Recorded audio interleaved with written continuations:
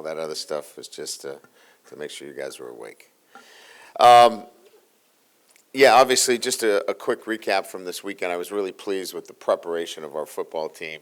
Going into a week where, you're off from the SEC. The things that are really important are how you prepare and playing to a standard. And I thought, outside the first 3 and out, our offense was what it should be, and that was extremely efficient. I think we had 5 consecutive touchdowns leading into the second half. Our defense gave up, I think, 31 yards. So, what you're looking for is a dominating performance in the first half, and we certainly got that. So, really pleased with the way our guys handled the game, the way they prepared, and then their performance certainly showed that. Now we're into the SEC for, a couple of months. And so each and every week is a challenge. We know the opposition each week will certainly test us. But now you lean on, your foundational principles. You lean on, what your process is and how you go to work every day, your habits, the way you prepare. And at times you're going to have to be leaning on guys that haven't started.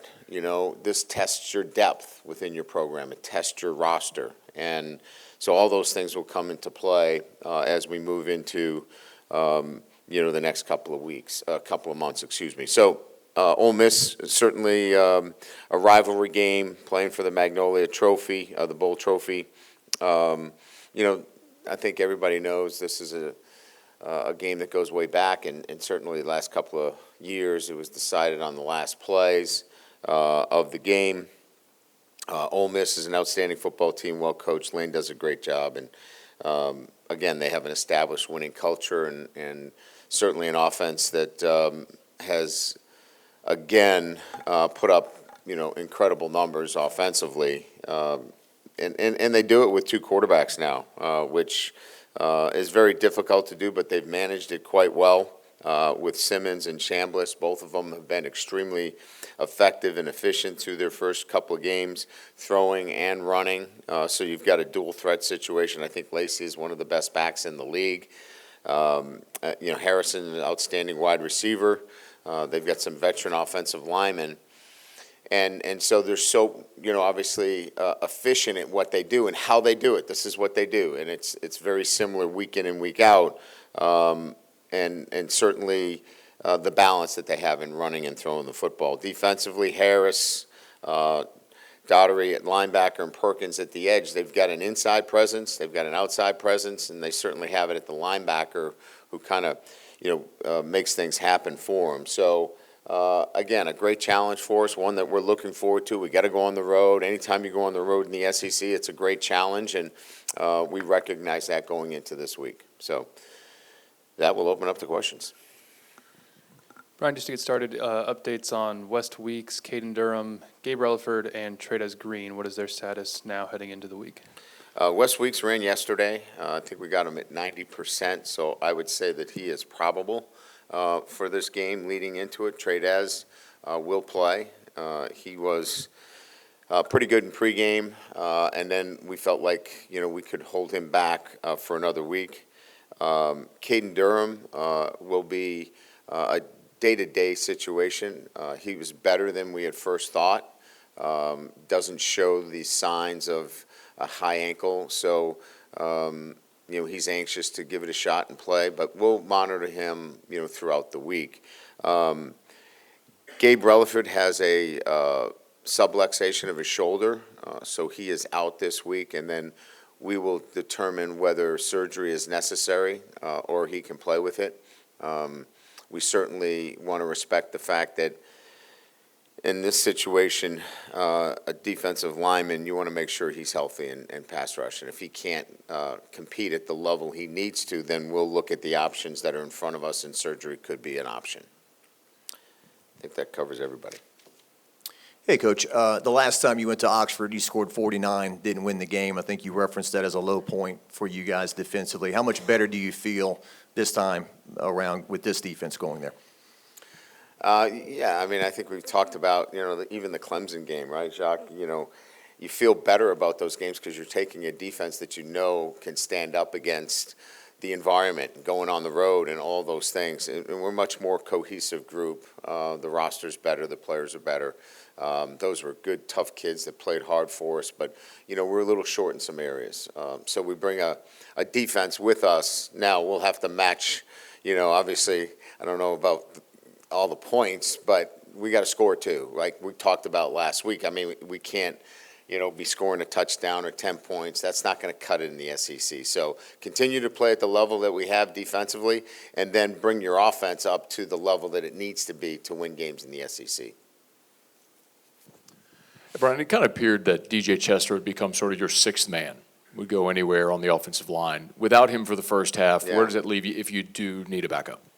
Yeah, I mean, it's one that we have to adjust to this week. Braden Augustus went in there and did a solid job for us as the backup center. He'll be called on to do that again. Karius Kern now steps into that rotating tackle position for us.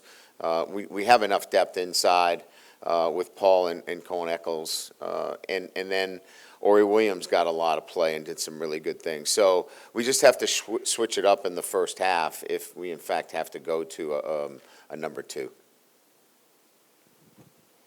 Coach over here, I know you just referenced it, but playing two different quarterbacks potentially with Ole Miss and what they have. I know y'all just played 2 different quarterbacks at Southeastern. Coach Selfley, that's what he wants to do. So how does that really help the team prepare, especially defensively, knowing that y'all playing as potentially 2 quarterbacks this weekend? Yeah, I think it was, in some instances, it would be like Texas A&M last year. Those are 2 different quarterbacks. One was a pro-style quarterback, and one was certainly a dual threat that could run zone reads, do things of that nature. And it changes you dramatically. This week, both these quarterbacks are similar. And now they have different skill sets in terms of but they can run the same offense with both of these players. So I'm not saying it's easier. It's hard, right? You've got 2 really good players, but it's not as that one is a pro-style quarterback and is not going to run, and the other one is simply a dual threat. They're both very similar. Brian, I got 2 on Ole Miss if I can. How much and how effective does Ole Miss use tempo to their advantage? And then a lot of people consider Lane to be a great in-game play caller. What in your opinion, constitutes being a great in-game play caller? Yeah, their tempo is the best in the league. So you have to get lined up. And in some instances, it keeps you from doing too much. You got to get your cleats in the ground. You've got to be fundamentally sound. And I think, Lane does a great job adapting to what's going on in the game itself, right? And I think more than anything else is that, you can plan for things to happen, right? But then you have to be able to prepare what's the next step. And he's obviously very experienced at what he does. And during the game, he can adjust as he sees that he needs to. Coach, with DJ Chester starting the second half at right tackle, what do you sort of see in him as a potential tackle option for you guys, even if he's going to miss the first half of the next game? And what does Weston Davis sort of need to improve on in order to fortify his spot a little more? Yeah, I don't. That position's not up for grabs. Like Weston Davis has done a really good job. He needed a break. We needed to get him back to where he needs to be as one of the 5 guys working together. So it was a good learning experience for him. But more importantly, we wanted to get DJ some more tackle reps. As you know, he's gotten plenty of center reps. He started 13 games for us last year. So this was more of an opportunity to get him in the game and get some more tackle reps because, as referenced earlier, he's our first guy in at any one of those 5 positions. Coach, how do you view your running back room going into this game with Caden being nicked and Jawan? Has he earned more touches with the way he's playing? Yeah, I mean, I think he did a great job. I think Caden, certainly will be in the mix provided he's healthy. And early indications are that, he's going to be able to play. We'll see how it goes during the week. I don't want to get too far ahead of myself, but, we got a good report on him yesterday, and then this morning, when we moved them around, it was positive. So you'll have both those guys, and I thought Caleb Jackson probably had his best game of the year in terms of seeing things, hitting them, playing physical, catching the ball out of the backfield. He was outstanding on the times that we had some two-back runs in there leading as well. So I still think we have those three, and then, we keep bringing Harlem along as he continues to grow within the offense. So I don't think we go into the game, shorthanded in any respect. I guess just following up on Cobble's question a couple minutes ago, just the Kiffin versus Blake Baker. These are obviously two very highly regarded offensive and defensive minds. Just as a football coach, fan of football, just what do you like about just the opportunity those two get to kind of mix and match each Well, other? I think we're at the point that we know each other very well. I mean, both teams, for me, this is, certainly the fourth time we've played against each other. Blake's done it when he's at Missouri too. So there's no tricks really. It's not like, I never saw that coming. I think you have, when you get down to it, it's the team that really is executing at the highest level and doing the little things the right way. They're going to get theirs. There's no question. That's a great offense. But I think that's played a little bit too much because they know each other so well and they know what to expect, and both of them on offense and defense know how to make the appropriate adjustments. Last week you talked about wanting your offense to play a little looser and freer. I guess Yeah. Garrett echoed those sentiments in the postgame, saying he felt like that was the case. Did you see that on film? What did you like about your team in that instance and that they were able to just get out there and play? Yeah, I mean, I think, it's kind of going back to what I said earlier is that I want our teams not to be so scripted. And I thought we got a little scripted offensively and, to the point where, it was so planned out and then the game starts. And then you got to adapt and adjust. And so I think as you talk about the offensive structure, I think it's continually find ways to run the ball and have a running game. And then let Garrett Nussmeier do what he does, and he loves to throw the football down the field. So I think, being a little bit more aggressive on fourth down, we had the 3 fourth down situations. I think it just, from my perspective and talking to our players, they just felt better about how we attack things, and we'll have to continue to do that moving forward. Coach, Patrick Payton has affected the game, it feels like, more than just what shows up in the stat sheet, obviously with the injured Relaford. You just talk about what he's provided through the first, month of the season and what you like about him? It's a great question. We were just talking about it, his unselfishness. He's not out there looking for sacks. He's out there, playing the defense. And that's going to serve him well down the road when NFL teams start to really look at his effectiveness.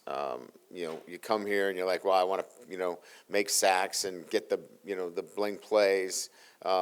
He's been really effective as being 1/11th of that defense. We've been really good because those guys, not just him, but Jack, and certainly Jamari, who had a really good game Saturday, they have done their jobs and not gone outside the lines to try to get individual statistics, and really proud of all of them. Well, again, I think, you recruit somebody and you see them on film and you see the things that you really like about them. I'm not surprised after getting a chance to know him since he's been here that he's a guy that's going to do the things for your team first and foremost. And you don't know that till you get a chance to know him. But, I thought we did a really good job of, vetting the players that we brought in out. And all he really wanted when we recruited him was to play for a championship. Brian, just how do you feel about the fact that LSU is not going to play Alabama on an annual basis? It's been reported that it'll be Arkansas as the third opponent. What are your thoughts on that? Yeah, I'm fine with the way it's set up because within 4 years you're going to play them home and away. So, yeah, you might not get them every year, but you're going to get them enough where it continues to take the big game approach to playing Alabama. So The way the schedule's set up, I feel really good about, what it looks like and all the teams that we're going to get a chance to play in the SEC. Coach, I want to ask you about a local kid, Dylan Carpenter, gets in the game, gets Yeah. a quarterback sack, has been on the team for 3 years. How do you feel about, getting rewarded for sticking around? And were there Yeah. any other guys in the game who did something like that? Yeah, I mean, I think that, here's a guy that has waited for his opportunity. We went into the portal and took some guys, and he just kept working hard every day. And so it's great to see those kind of stories with a kid from the state that had some success on Saturday, and he played well. I think he's built trust with our defensive staff and everybody, including myself, that we can put him in the game, and he's going to be a good, solid player for us. I think if you look across the board, you have like a number of guys that have had to be selfless. The first guy that comes to mind is Chris Hilton. He goes out there and plays his tail off. He's blocking. He's doing all the things. He could easily say, what about mine? Why am I not getting mine? And certainly he wants the ball. He's a competitor. And if he didn't want the ball, I'd be worried about that. But he does. But he's a teammate first, and that's why he's a leader of our football team. He would be another great example. Brian, obviously your offensive personnel is much different now than what it was the last time you played in Oxford. So is there value in, quote unquote, slowing the game down when you guys have the ball offensively to sort of counteract what Ole Miss likes to do with their offense? No, I don't think so. I think we're built a lot like we were last year. I mean, we're developing the continuity within the offensive line, but we've got weapons on the outside. The running backs are same. I think the two tight end situation that we have is, obviously equal in some respects to last year. So I think we're very similar to last year in that sense. We just can't turn the ball over, and we can't have the 3 and outs that we've had. We've got to maintain possession of the football. And I think defensively, I think they know what to expect. It's going to be up-tempo. We're going to have to defend against big plays, and we're going to have to get off the field on 3rd down. Blake and Corey get a lot of love, obviously, but what about the job Jake has done with that safeties room, and what are your expectations for that group in this game, which could be huge? Yeah, I mean, Jake has done a great job since he's been here. I mean, again, we're getting more experienced and veteran players on the field, and from a coaching standpoint, let's not overrate this. We've got better players, and those kids played hard for us last year, but these are really good players. And so Blake's a better defensive coordinator. Kevin Peoples is a better edge coach. We're all better. I'm a better coach because we haven't lost the game. All of these things have to do with your players ultimately are playing the game. And we're gonna have a process for them, and we're gonna coach them and teach them. We're tackling so much better, and obviously that's something that we work on. So I don't want to say it's all the players and the coaches have nothing to do with it, but you start there, and then you have an expectation to put those kids in a good position. A lot has kind of already been reported, and you've talked a lot about sort of the effort that went into getting a lot of these defensive players over the past year. But I guess maybe at what point did y'all know that you'd be able to kind of sign these kind of defensive players that you did? And I don't know, is there anything else that kind of went into it that you maybe haven't talked about before? Well, I mean, you need resources, and our fan base rallied. We had really good support that allowed us to be competitive in what is now an NIL marketplace, if you will. So you need the resources to be able to go out to do that. We built a front office that identified the right talent and was effective in doing so.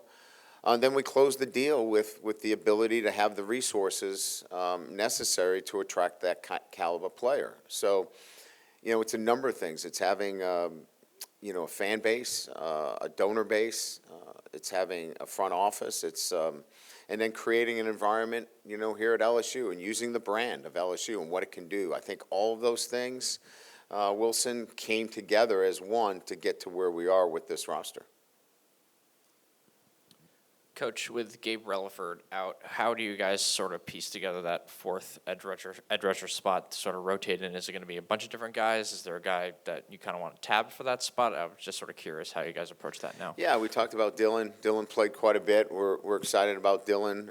We'll take a look at, CJ and Collage. They're both ready to play for us as well. We'll take a look at Damian Shanklin. We think we have some really good options for that fourth position. We'll miss Gabe this week, certainly, until we decide what his fate is moving forward relative to the shoulder. But we feel really good that we're going to be able to find that fourth guy through all the guys that I just mentioned. Would you mind just elaborating a bit on Carius Kern, what you noticed when he showed up in the spring to fall camp, then really getting his first extended action on Saturday? He's an exceptional physical specimen, but we have to be able to turn that into a technically sound offensive lineman, and he's made really good progress. I think we all know that I'm willing to play freshman at that position. We did it in 2022. It's just really difficult, when you're asking somebody to go in and play a position at this level for the first time. There's going to be a learning curve. I like what he's doing. I like the maturity that he's showing and the consistency. And I still think you're going to see him playing in some capacity, and he's got to be prepared to do so. Any adjustments or challenges with the 230 kick? No, but it is our first 230 kick in quite some time. I don't know when the last time we played. I can't remember. See, there you go. All right, that's good for me. I didn't remember something. Nothing major. I think that it's not an easy trip, and I told our team that last week, actually. We were talking about the schedule moving forward. You get to Tupelo, and then you're still an hour bus ride, so you got to handle it. You got to mentally lock in and handle that you've got a road trip, and don't be distracted by it. It is what it is. And get your mind right about that, and, be prepared. But I don't think the 2:30 start is really something that's out of our comfort zone. We practice every time right around that 2:30 time. No, I don't think we're going to do that this year. Yeah, that's a one-time deal.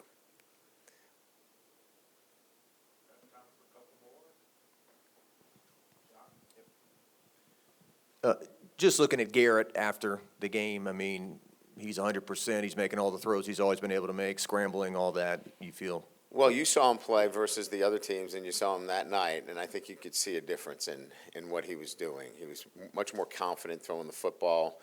I think, he saw opportunities to run. He took it. I thought his escape out of the pocket where he threw the touchdown pass was outstanding. Those are the things that we're looking for from him. And quite frankly, giving him the opportunity to push the ball down the field. He's highly accurate in throwing the ball down the field. So, there's a couple things we can clean up, with him.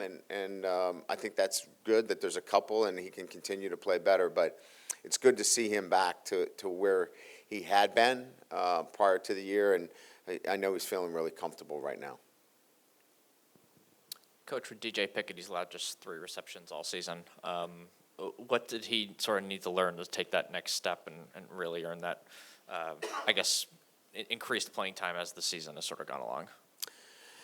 Yeah, I don't have the rep breakdown, but it was pretty close on Saturday. They were somewhere in that 34, 36 range, and all of them were pretty close. I think you've got, right now we're rolling in with 3, and those 3 guys are pretty talented. And so I think you'll see that continue in terms of his reps. And just more game experience, a couple of times where he was in a position he's got to wrap up and make a tackle, but he's an outstanding player. I mean, we're nitpicking. I mean, here's a true freshman coming in, and he can play at the highest level. Thank you. Great, thank you.